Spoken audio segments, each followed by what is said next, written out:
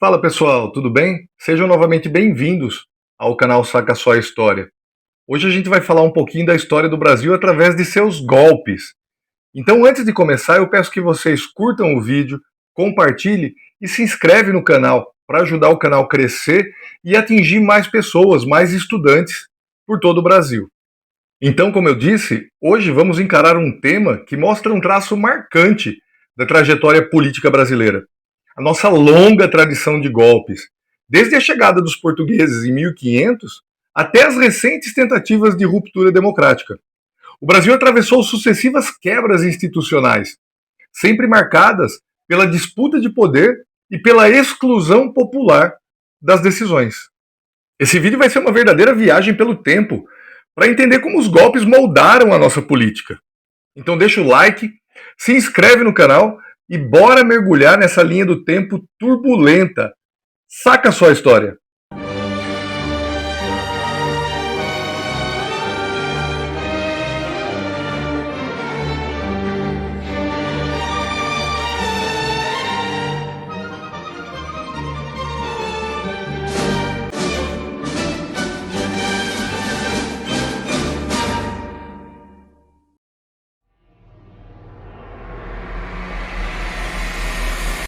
O primeiro grande golpe da nossa história não foi dado por brasileiros, mas sim contra os povos indígenas, os povos originários. Em 1500, a chegada de Pedro Álvares Cabral significou a usurpação violenta das terras, culturas e modos de vida. Não houve negociação. Foi um processo de imposição, de exploração e de apagamento. Os povos originários sofreram o maior e mais duradouro golpe da história do Brasil. Em 1580, tivemos a União Ibérica. Portugal foi anexado pela Espanha e, com isso, o Brasil também mudou de mãos. Foi um golpe dinástico, uma crise sucessória que levou o rei Filipe II da Espanha a se tornar também o rei de Portugal. Na prática, o Brasil passou 60 anos como parte de um império espanhol ampliado. E isso gerou impactos enormes, como a perda de parte da Amazônia e do sul para holandeses e franceses. Mas não parou aí. Diversos conflitos internos também tiveram caráter de golpe. A insurreição pernambucana de 1645 a 1654 foi a tentativa local de expulsar os holandeses e retomar o controle português. Já a Guerra dos Emboabas, no início do século XVIII, mostrou a disputa pelo poder das minas de ouro entre paulistas e forasteiros. Em 1720, a revolta de Vila Rica, liderada por Filipe dos Santos, tentou enfrentar o sistema opressor de cobrança do quinto. Esses movimentos não chegaram a mudar o regime, mas revelaram como o poder sempre foi contestado e frequentemente retomado à força.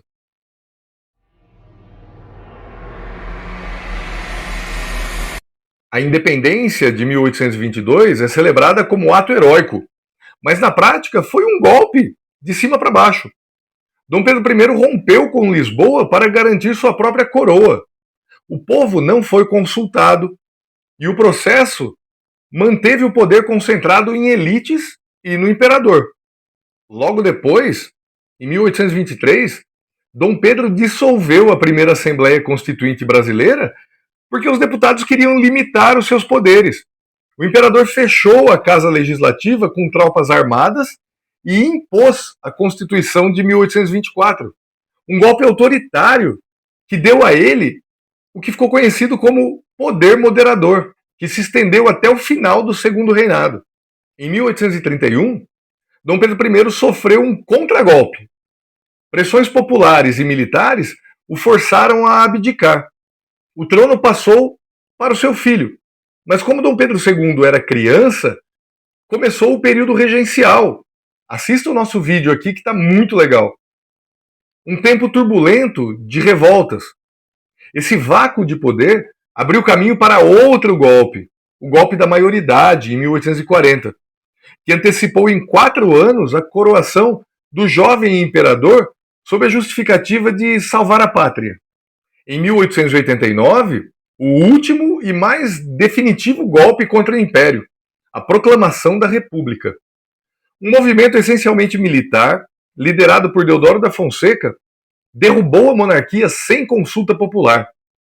Dom Pedro II foi expulso e a república foi proclamada na marra, atendendo mais aos interesses de elites descontentes do que ao desejo do povo. O povo sempre fica em segundo plano, né?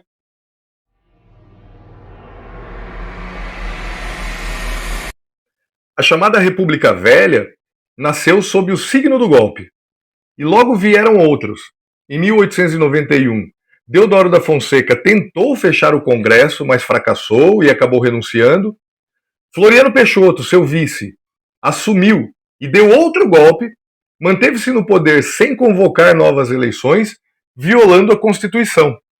O ciclo de instabilidade culminou em 1930. Washington Luiz foi deposto por militares e a posse do eleito Júlio Prestes foi impedida. Foi a Revolução de 1930 que levou Vargas ao poder, um golpe clássico que mudou radicalmente a política. Mas Vargas não parou aí. Em 1937, ele aplicou o golpe do Estado Novo. Usou um falso plano comunista, o Plano Cohen, como pretexto para fechar o Congresso, cancelar eleições e instaurar uma ditadura pessoal. O Brasil passou quase uma década sob censura e repressão. Já em 1945, foi a vez do Vargas cair. Os militares, cansados de sua permanência, deram mais um golpe e forçaram sua renúncia, inaugurando o breve período democrático que chamamos de Quarta República. Os militares foram para fora lutar contra o fascismo e dentro de casa tinha um fascista, é isso mesmo?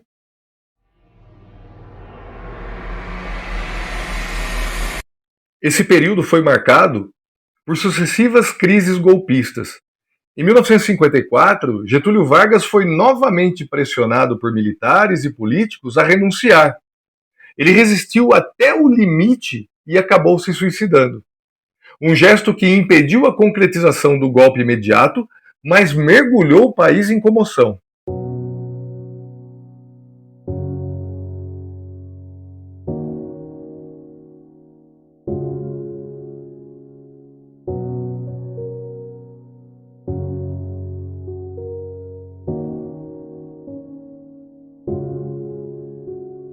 Em 1955, Juscelino Kubitschek foi eleito, mas sua posse quase foi impedida por militares que alegavam fraude.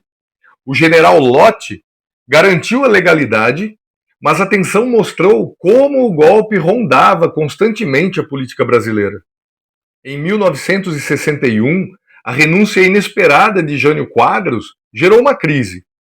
Setores militares queriam impedir a posse de João Goulart, considerado o esquerdista demais. A solução foi um arranjo parlamentarista forçado, que reduziu os poderes do presidente. Mais um golpe.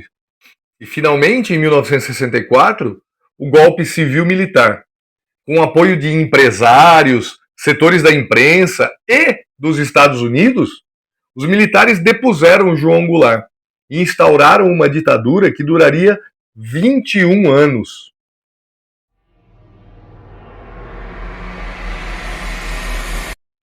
O golpe de 1964 foi só o início. Em 1968 veio o AI-5, chamado de golpe dentro do golpe. O regime já era autoritário, mas o ato institucional número 5 fechou completamente o sistema. Congresso fechado, cassações em massa, censura absoluta, tortura e desaparecimentos. Em 1977, o presidente Geisel aplicou o Pacote de Abril, manobra para manter a ditadura no controle do processo de abertura política. Foi um golpe institucional para segurar o poder, mesmo diante da pressão popular por democracia.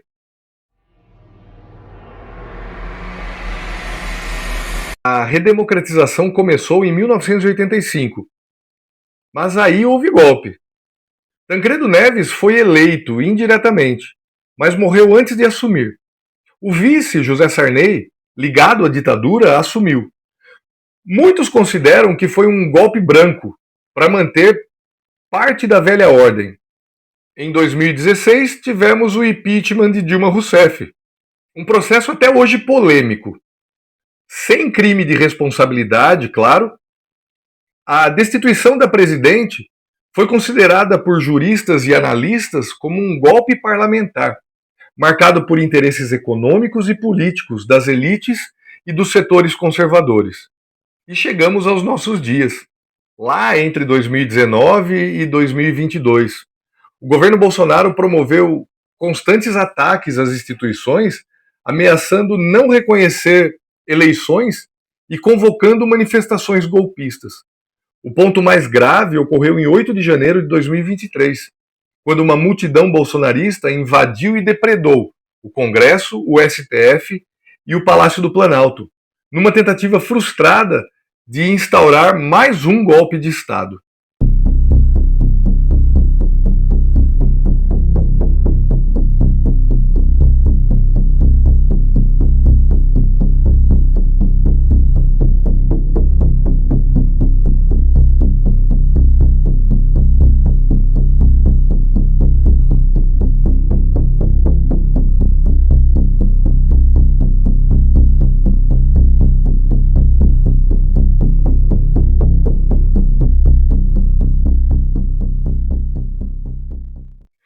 Do nosso descobrimento até 2023, o Brasil foi marcado por uma sequência impressionante de golpes, tentativas de golpes e rupturas institucionais.